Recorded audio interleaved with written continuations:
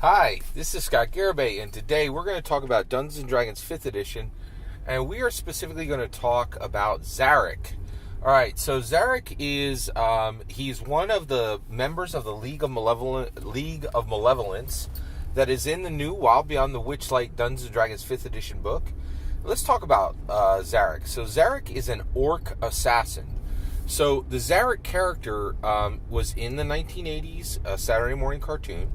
Was in the XL1 Advanced Dungeons & Dragons module Quest for the Heartstone, and was an actual LJN Advanced Dungeons & Dragons action figure, right? And these aren't just regular action figures. These are action figures that are born out of the 1980s Saturday morning cartoon frenzy, which really changed merchandising, changed television, changed how children watch television, and Dungeons & Dragons is right there. It's right there with Thundar the Barbarian, and right there with Hanna-Barbera, and all those Saturday morning cartoons that really, changed a lot of how television was watched and all these things, right?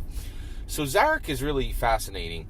So let's talk about him in Wild Beyond the Witchlight. So one, he's a member of the League of Malevolence. He's not a leader.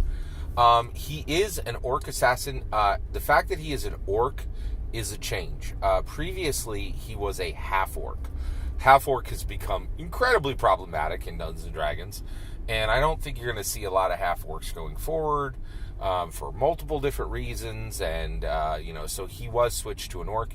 He's also shorter than traditional orcs. He's almost like the size of a dwarf, and they explain this.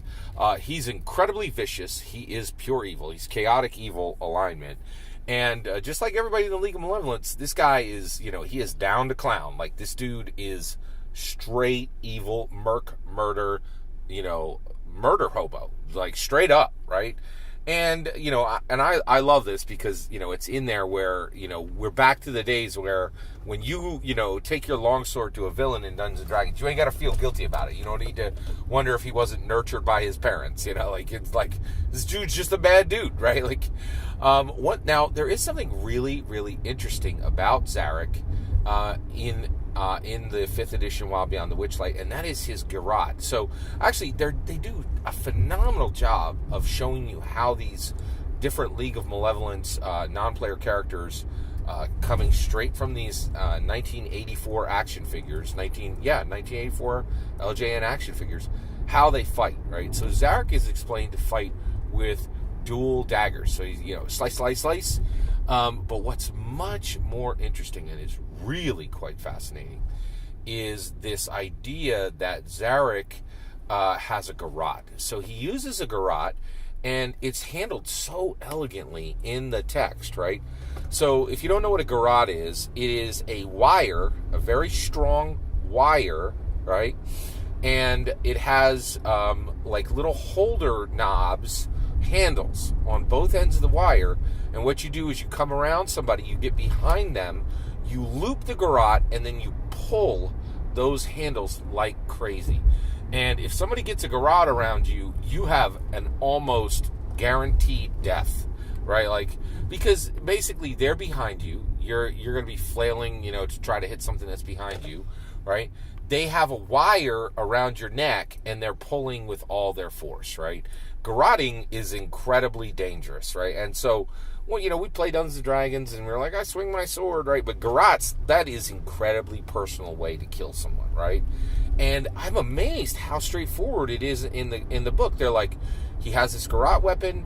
You roll once for the garrote. If you hit, you have then grappled them. There is not a separate grapple check, right?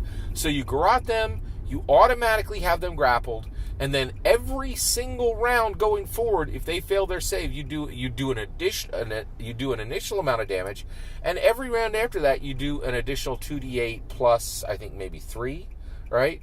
And so it's going to be 2-3 rounds, and you're going to be dead, right? And frankly, you're absolutely going to be attacking this guy at disadvantage because he's literally on your back, right? And so I can't believe they have made the garrote this, because you could model this for any player character, right? And the fact that they could use a garrote. Now the thing is, you would actually have to position you'd have to position behind somebody. You have to come up behind them to use a garrote. You can't use a garrote from the front. It just doesn't work, right?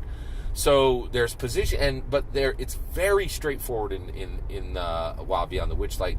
They're like, roll your garrote attack. If you garrote this person, and they don't even say you got to position yourself, right? But as a dungeon master, I would definitely say you got to come from behind. You literally need to come from the behind square, right? And so, but you roll your garrote attack, and then you've got them garroted. You do your initial damage, and they're grappled, right? Every single turn, you're going to get an additional 2d8, and the Zarak is on your back, right? Like, it's very dangerous, very direct.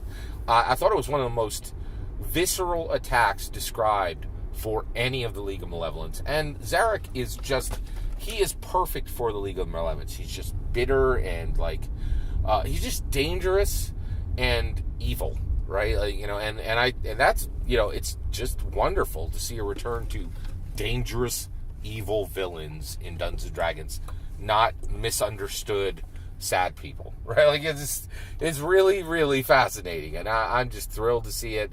And I just absolutely loving the Wild Beyond the Witchlight book. Have you?